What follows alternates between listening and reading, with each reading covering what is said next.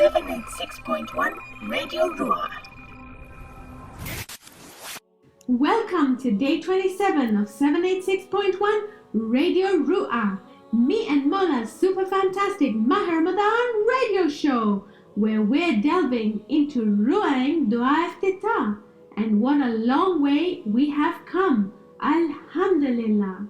Reading Dua Iftitah has become so much more meaningful after dissecting it this way. It's been so much fun too! Alhamdulillah, that's wonderful.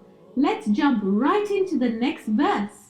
اللهم ما عرفتنا من الحق فحملنا وما قصرنا عنه فبلغنا اللهم المم به شعثنا واشعب به صدعنا وارتق به فتقنا وكثر به قلتنا وأعزز به ذلتنا وأغن به عائلنا واقض به عن مغرمنا واجبر به فقرنا وسد به خلتنا ويسر به عسرنا وبيض به وجوهنا وفك به أسرنا وأنجح به طلبتنا وأنجز به مواعيدنا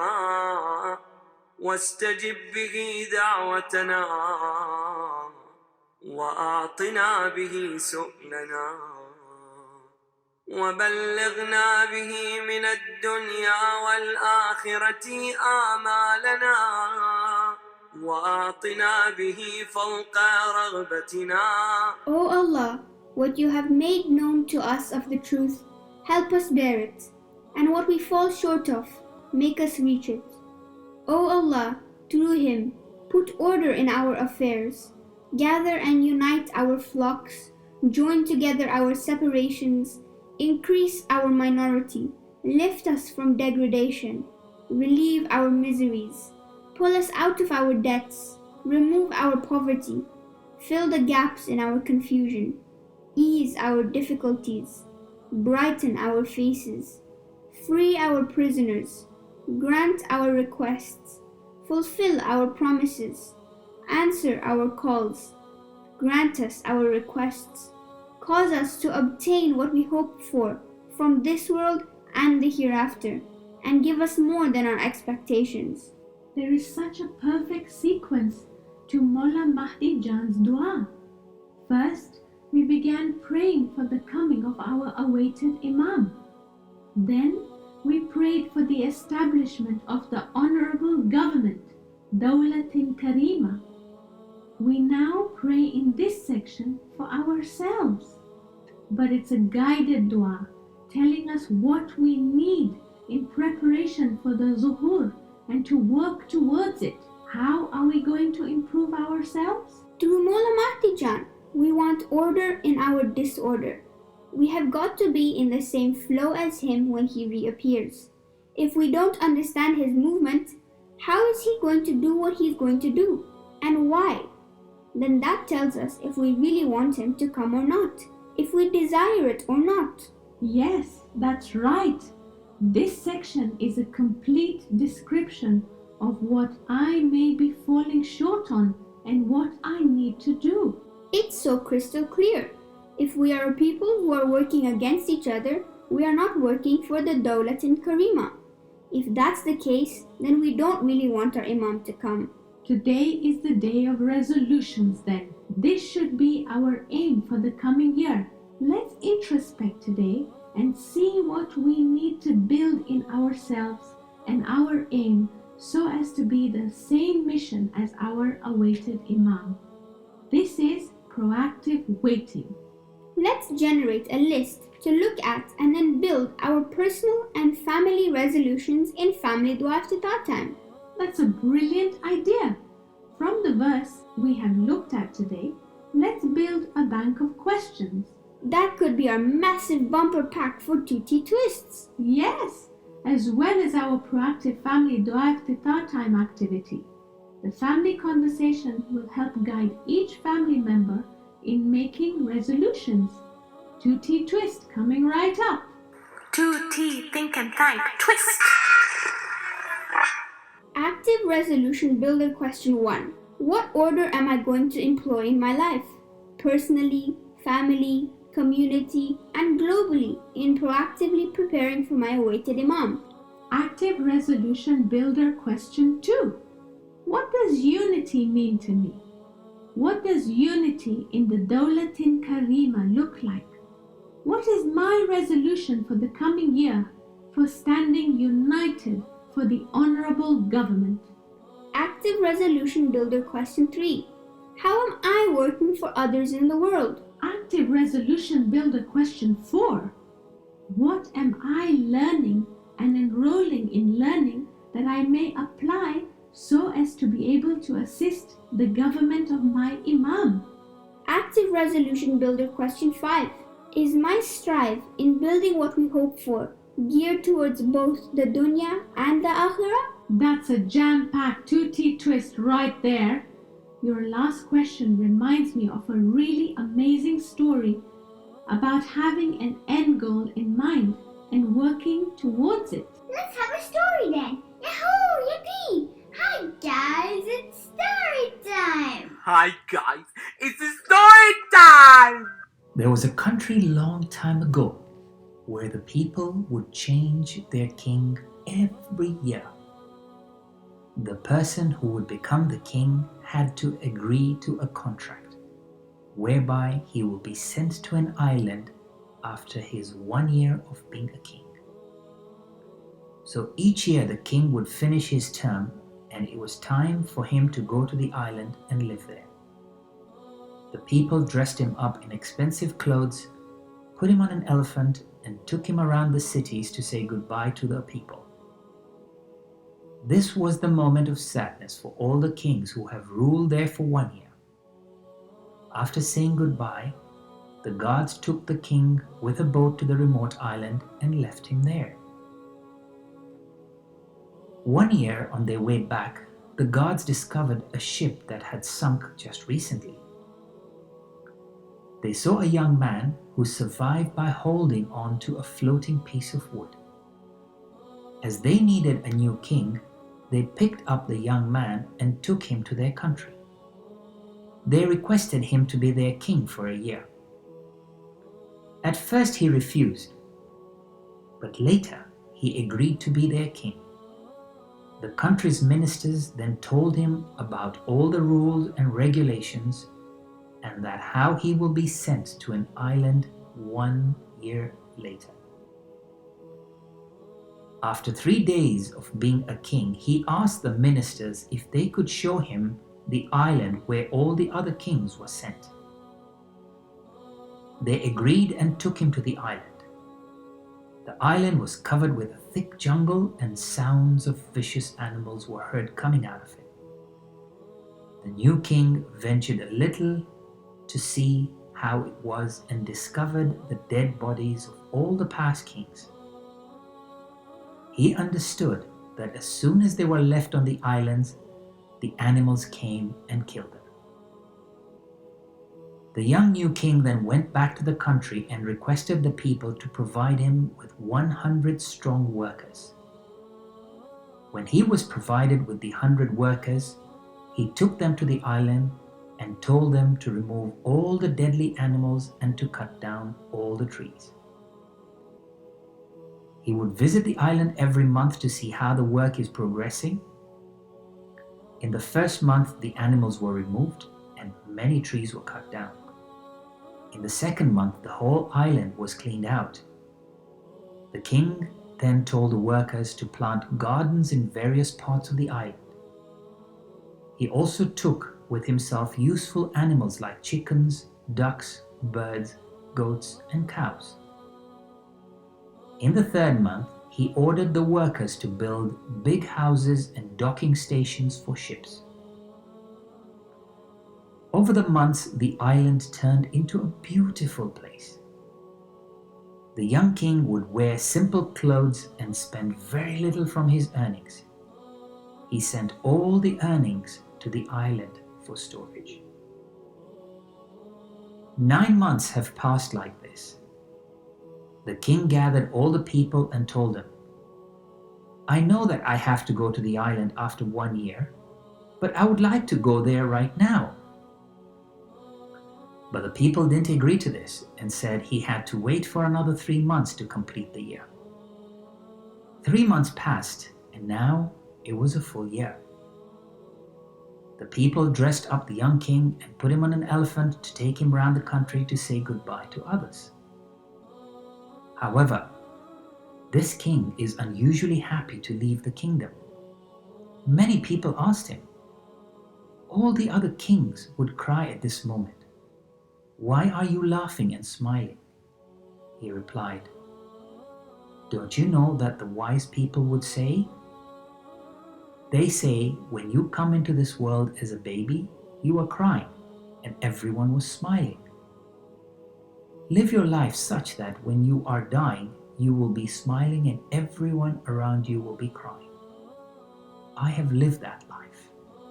While all the other kings were lost into the luxuries of the kingdom, I always thought about the future and planned for it. I turned the deadly island into a beautiful abode for me where I can stay peacefully. We learn a lesson from this story on how to live our lives. The life of this world is to prepare for the life hereafter. In this life, we shouldn't get lost into the beautiful things of this world and forget about what is to come in the afterlife. What a clever king! I'm going to be just like him, inshallah. Work in the dunya to build a beautiful akhirah. What a wise plan! All this talk reminds me of one of my favorite tracks.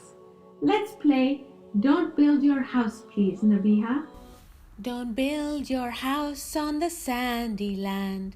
Don't build it too near the shore. While it might look kind of nice, but you'll have to build it twice, or you'll have to build your house once more. You better build your house upon a rock. Make a good foundation on a solid spot. So while the storms may come and go, you'll be safe, you'll know. Don't focus too much on the worldly things. Keep on remembering Allah. Build your strong house in Jannah through your ahsanu amala. Lay your foundation for your akhirah. Husseini builders we are, spreading love and kindness to humanity. Qurbatan ilallah, to bring the Savior back. We have a choice to make, which one is best? He who lays his foundation on the pleasure of Allah, or he who lays his foundation on a sand cliff ready to fall. أفمن أسس بنيانه على تقوى من الله ورضوان خير أم من أسس بنيانه على شفا جرف حار. Don't build your house on the sandy land. Don't build it too near the shore. While it might look kind of nice, but you'll have to build it twice, or you'll have to build your house once more. You better build your house upon a rock. Make a good foundation on a solid spot. So while the storms may come and go, you'll be safe, you'll know. Thanks for that. We can use the same ayah in the track for our GPS Jannah segment too. Let's unpack and sketch it there. Sounds like a plan. GPS Jannah. Surah Tawbah, verse 109. Let's listen to this verse from the Holy Quran.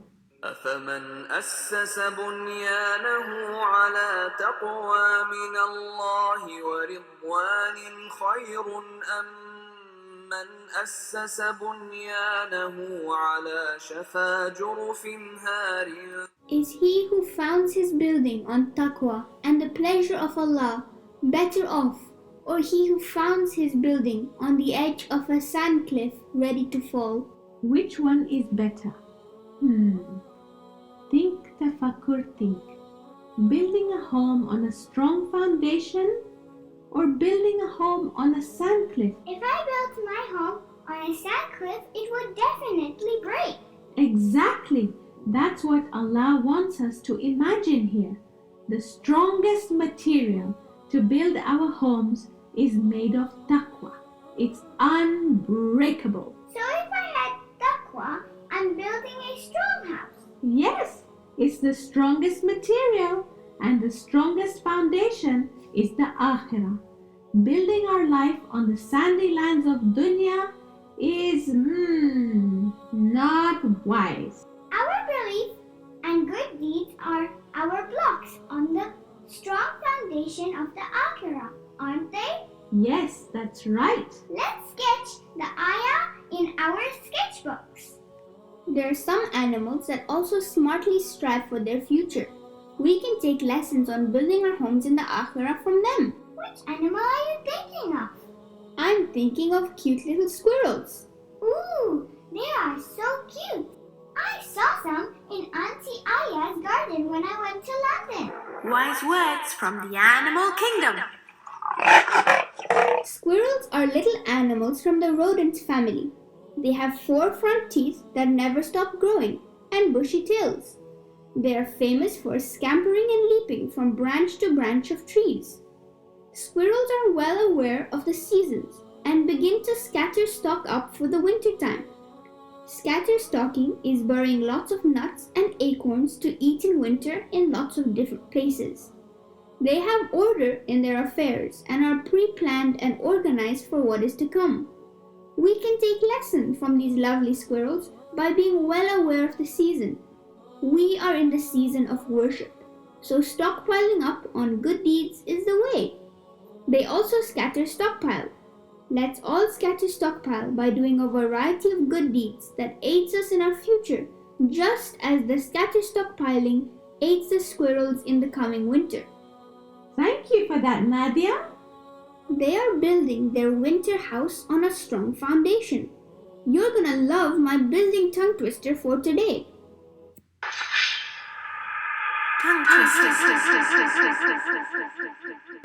Brother Bashir built a big bunch of blessed buildings because Brother Bashir believed in the bright, beaming beauty after Barzakh. Nice one, Nadia. You can replace Bashir with your own name. That's a wonderful idea. Try out today's tongue twister, dear listeners, while you're busy building your big bunch of blessed buildings.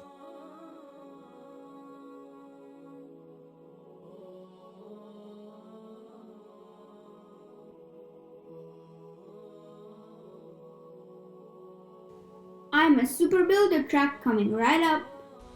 I'm a super builder with a sparkly heart, sincere servant of Allah. To make Allah happy is my goal. It's a beautiful gift that sparkles the world. 1, 2, 3, 4, 5, 6, 7 days a week, all for Allah. Now clap those hands and build with me. Hammer, hammer, bang, drill, drill, dig, dig. When I wake in the morning, I make a small prayer in Amal.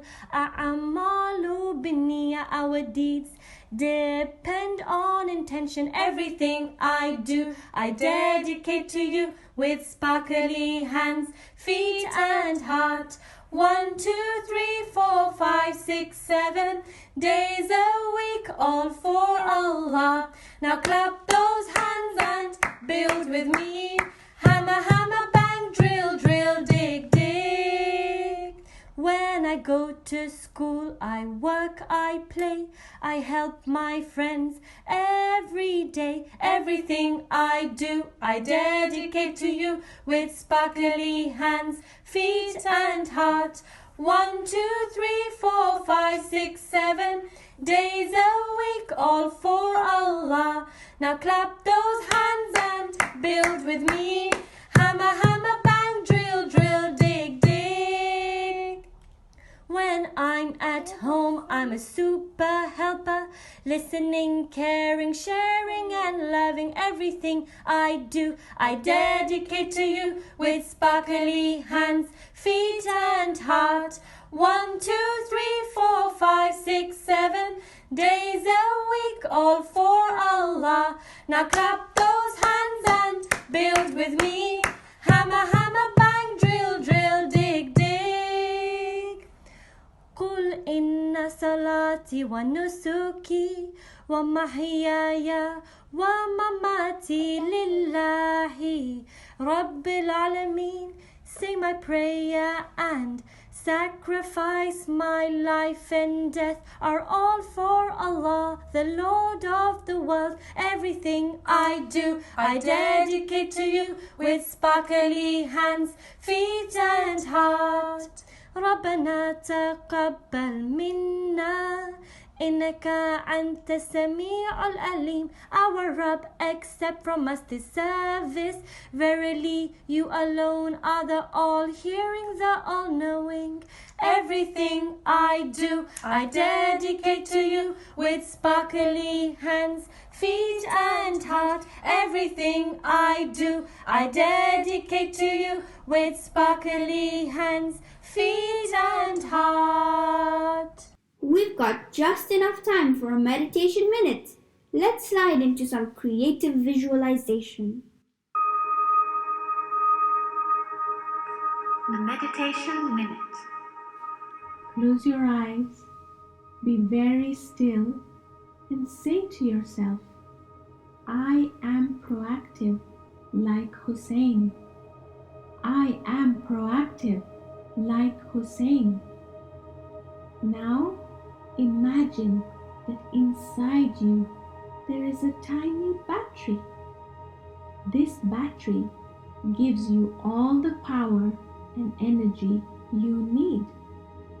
It gets its charge from connecting with Allah.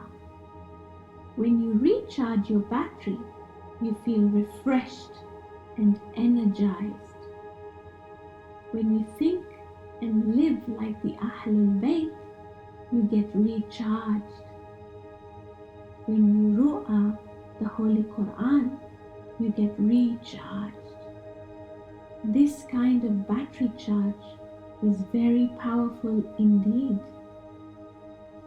See yourself charge your battery day and night. See the nur from your charge light up your whole body. Your heart is glowing. Your thoughts shine. See yourself go to the place you are needed by your Imam. Your charge makes you do things that spread more bursts of nur in all directions. See the nur spread far and wide. Stay very still as you see a world full of light. See your strive from your Imam fill you with more refreshing nur and energy. Call out softly, Ya Nur, Ya Nur, O light, Ya Nur. Stay here for as long as you like, enjoying charging your battery and feeling refreshed and energized. And now, when you're ready, wiggle and wriggle your fingers and toes. Have a big stretch and open your eyes. Labbaika ya Mahdi. Labbaika ya Mahdi. Thank you for that. I love charging my battery. Alhamdulillah. Let's play the I am proactive like Hussein track. I am proactive Like Hussein. Hussein stood proactive for the truth. I speak the truth. Hussein sincerely brought revolution. I am part of the revolution. Hussein is the change. I am also part of the change. إن الله لا يغير ما بقوم حتى يغيروا ما بأنفسهم.